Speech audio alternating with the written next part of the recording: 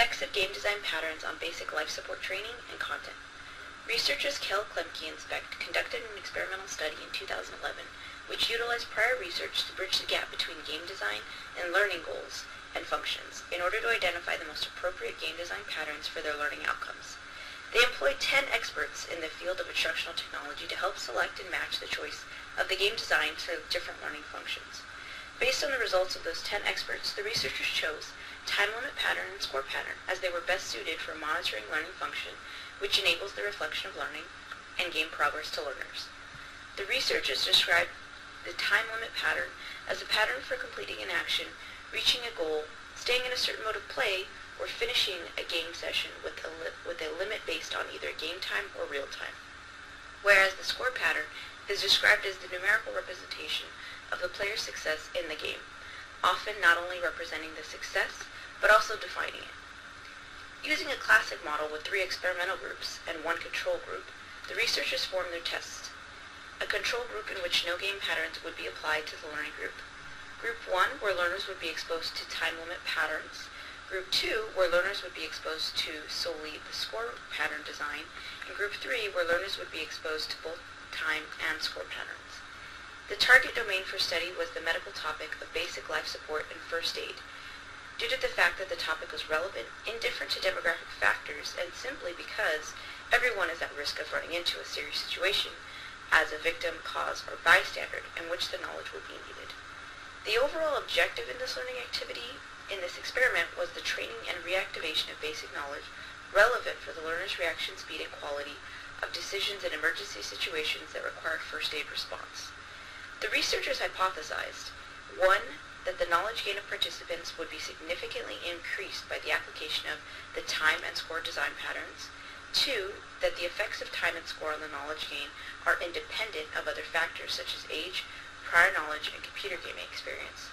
And 3, the application of the design will have a positive effect on user experience. Additionally, researchers tracked the dependent variables of knowledge gain, user appreciation, game score, and perceived knowledge improvement. Knowledge gain was calculated by using questionnaires applied before and after the treatment, making use of multiple choice questions for scenarios upon encountering of a victim in traffic, indoors, outdoors, and revival scenarios, and test questions for terminology of AEDs and CPR, as well as how to perform CPR.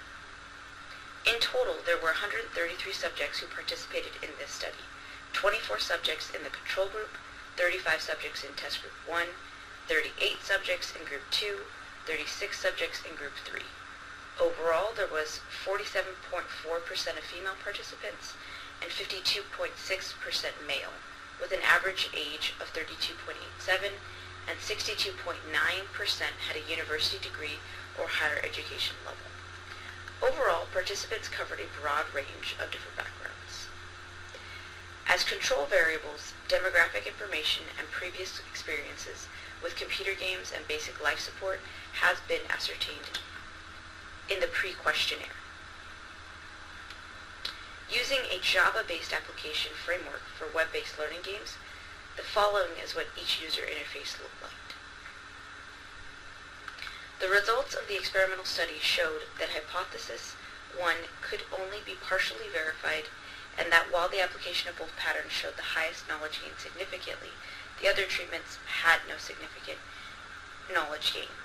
With regard to hypothesis 2, it was found that age correlated significantly with knowledge gain in the groups for the treatments of both time and score patterns, as well as with only the time pattern, while the control and score groups did not show a significant correlation.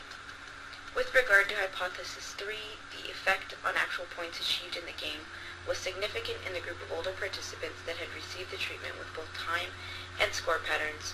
No significant effect could be measured in any group when participants were asked how much they enjoyed playing the game.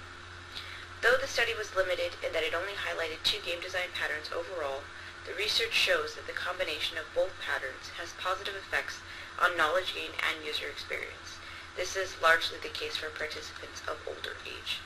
Furthermore, the study highlights the importance of interlinking such patterns and making them supplement each other so they provide a sound, holistic game design that suits their respective context.